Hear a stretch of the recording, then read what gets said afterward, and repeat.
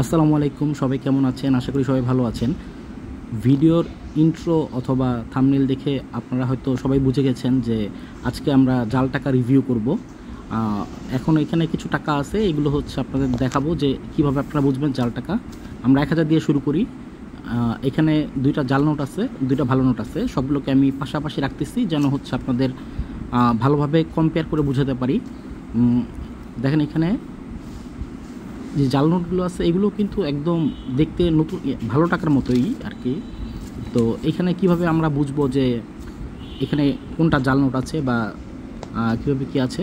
এই যে টাকাগুলো আমি অ্যারেঞ্জ করে নিলাম, দেখেন দেখতে মনে হবে যে আসল টাকাই। জালগুলো এত নিখুঁতভাবে করা হয় এখন যে একটু খেয়াল না করলেই মিস্টেক হয়ে যাবে, বা যারা বেশি টাকা লাড়াচাড়া করেন তাদের মধ্যে একটা বান্ডেলের মধ্যে একটা অনায়াসে ঢুকে যেতে পারে। তো দেখেন আমি এখানে টাকাগুলো অ্যারেঞ্জ করে নিলাম। এখন হচ্ছে টাকার উপরে ডান পাশে যে 1000 লেখা থাকে, যেটা হচ্ছে রং পরিবর্তনশীল কালি। হ্যাঁ, এই যে এটা হচ্ছে দেখেন জাল টাকায় এমনভাবে থাকবে যে কালার চেঞ্জ হবে না, আর যেটা ভালো টাকার কালারটা চেঞ্জ হবে। এটা একটু গোল্ডেন কালার থেকে একটু সবুজের মতো হবে।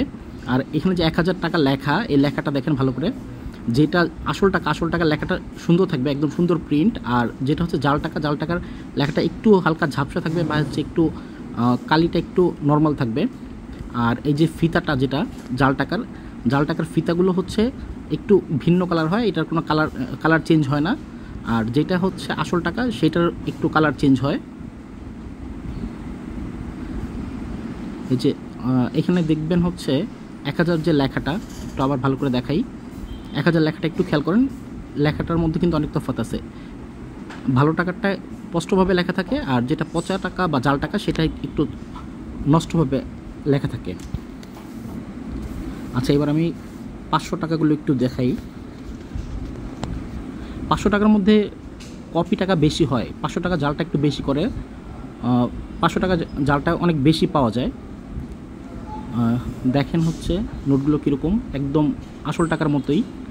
তবে এই টাকার কাগজটা একটু নর্মাল হয়, বা হচ্ছে আমাদের যে সাধারণ কাগজের মধ্যে প্রিন্ট করা থাকে, তো এটা একটু নর্মাল হয়। আপনি কাগজটা দেখলে কিছুটা বুঝতে পারবেন যে কাগজটা একটু নর্মাল কাগজের মতো, বা আমরা যে সকল কাগজ ব্যবহার করি A4 সাইজ অফসেট পেপারগুলো অনেকটা উই ধাঁচের।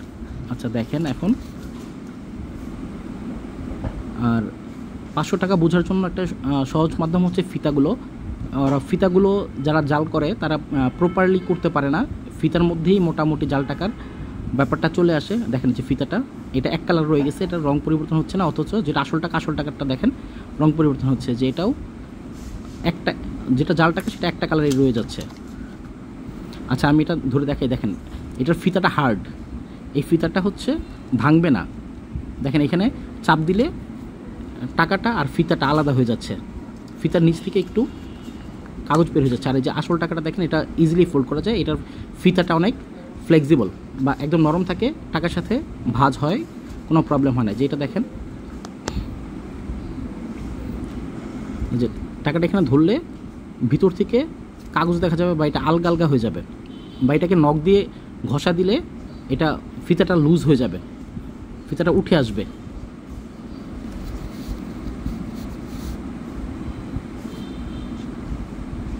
আচ্ছা এবার আমরা 200 টাকাগুলো দেখি।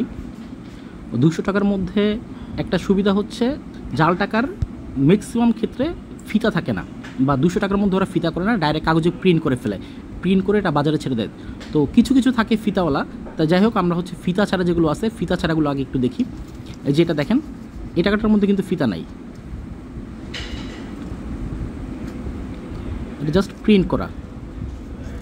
আচ্ছা এই যে এই নোটটার মধ্যেও ফিতা নাই।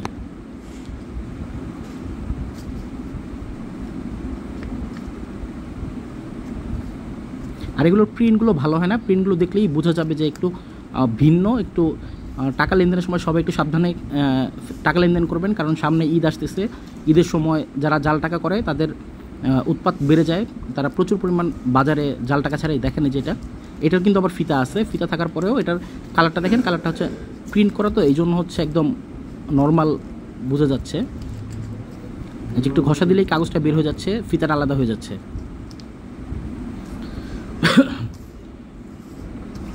আর এই দুটো হচ্ছে ভালো টাকা। ভালো টাকার চেয়ে প্রিন্ট দেখেন একটু ভিন্ন, প্রিন্টটা তত বেশি পারফেক্ট না।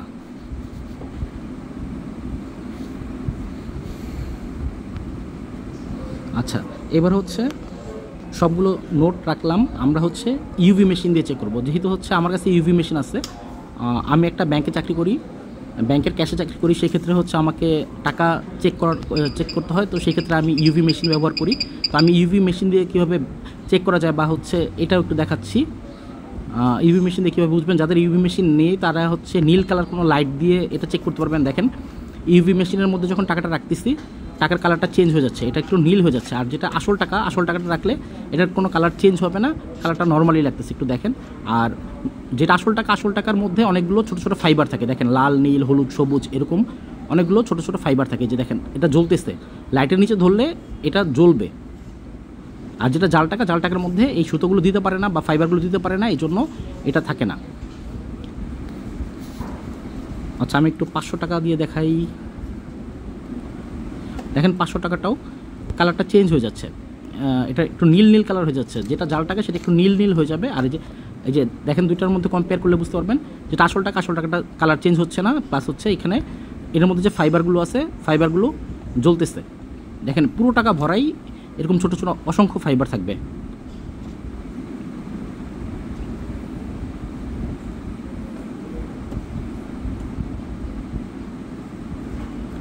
আচ্ছা, এবার হচ্ছে আমরা একটু 200 টাকাগুলো দেখি। এই যে দেখেন এটার মধ্যে কোনো ফাইবার সুতা নেই, দেখেন এটার মধ্যে ফাইবার আছে। আর টাকার অরিজিনাল কালারটা থাকতেছে, যেটা হচ্ছে জাল হবে সেটার কালারটা একটু নীল হয়ে যাবে। আর টাকাগুলো বিভিন্ন সময় বিভিন্ন কাস্টমারদের থেকে পাওয়া, তো সেই ক্ষেত্রে আমরা টাকাগুলো পাঞ্চ করে দিয়ে দিই। তো এখানে একটা ভিডিও করার জন্য কিছু নোট রাখা হয়েছে, যেন আপনাদের সাথে সবার সাথে শেয়ার করতে পারি। আচ্ছা, এবার হচ্ছে আমরা ফিতাগুলো দেখাই। এটার যে ফিতা নাই, এটা হচ্ছে এইভাবে তো আসলে পুরোপুরি বোঝানো যাবে না, তারপর আমি চেষ্টা করি। দেখেন আমি এটা ছিঁড়ে দেখাই, এই দেখেন কত সহজে ছিঁড়ে যাচ্ছে। যদি এখানে ফিতা থাকতো তাহলে কিন্তু এটা এত সহজে ছিঁড়তো না, ফিতার মধ্যে এসে আটকে যেত। এই যে আরেকটা দেখেন, এটারও কোনো ফিতা নাই, এটা ডাইরেক্ট প্রিন্ট করা। হ্যাঁ দেখেন ফিতা থাকলে কিন্তু ফিতার মধ্যে এসে আটকে যেত বা হচ্ছে ফিতাতে এসে বাঁধতো। এই যে দেখেন, এই যে এটা এখানে শেষ হয়ে গেছে, আর ছিঁড়তেছে না কারণ ফিতা আছে। আর ফিতাটা দেখেন, ফিতাটা ধরলেই বোঝা যাবে যে এটা আলগা একটা ফিতা, এটা টাকা থেকে আলাদা হয়ে যাচ্ছে। প্লাস হচ্ছে টাকার একটা সাদা অংশ যে ওটা বের হয়ে যাচ্ছে আর কি, জাল টাকার যে কাগজের সাদা অংশটা এটা বের হয়ে যাচ্ছে। আচ্ছা, আমরা 500 টাকাটা দেখাই। 500 টাকার মধ্যে ফিতা থাকবে, কিন্তু ফিতাগুলো হচ্ছে কোনো কালার চেঞ্জ হবে না। এই যে দেখেন ফিতাগুলো ছিঁড়তে গেলে ফিতার পর্যন্ত এসে আর ছিঁড়ে না, ফিতা দেওয়া আছে। ওরা এটা মোটামুটি অনেক দূর পর্যন্ত নিয়ে আসছে, যেন হচ্ছে মানুষ না বুঝে বা মানুষকে বোকা বানানো যায়। এই যে একটা নোট দেখেন, এই নোটটা কিন্তু ফিতা নাই, দেখেন এটা কিন্তু ডাইরেক্ট প্রিন্ট করা, প্রিন্টের উপর চালাই দিচ্ছে। দেখেন এই যে এখন যখন ছিঁড়তে গেলে দেখবেন হচ্ছে এই যে, হ্যাঁ দেখেন কত ইজিলি ছিঁড়ে যাচ্ছে। তার মানে এখানে কোনো ফিতা নেই, ফিতা থাকলে এটা এভাবে ছিঁড়তো না। যে এই নোটটার মধ্যে আবার ফিতা আছে। এই যে দেখেন, আশা করি আপনারা সবাই ব্যাপারগুলো বুঝতে পেরেছেন। তারপর যদি কারো কোনো কিছু জানার থাকে তাহলে আমাকে সবাই কমেন্ট বক্সে জানাবেন। আমরা সবাই সতর্ক থাকবো, কারণ একটা 1000 টাকা নোটই দেখা গেছে এমন অনেক লোক আছে যাদের সারাদিনের ইনকাম, তো একটা যদি জাল নোট পড়ে যায় তার সারাদিনের পরিশ্রমই সব শেষ হয়ে গেল। এই জন্য আমরা এই ব্যাপারে অনেক সচেতন হব। সবাইকে ধন্যবাদ, আল্লাহ হাফেজ।